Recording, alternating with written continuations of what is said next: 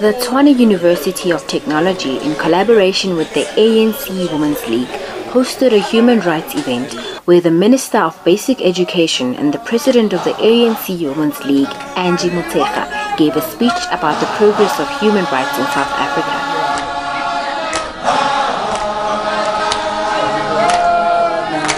As the Women's League, we have maintained that women's rights are human rights. And as we're celebrating Human Rights Day this week, it is important also to reflect on the gains that we've made in women's rights in the past 20 years since the dawn of democracy.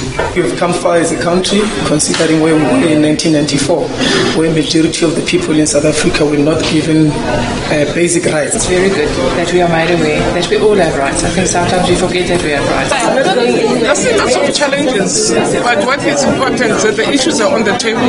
There's still lots of things that as a country we have to achieve.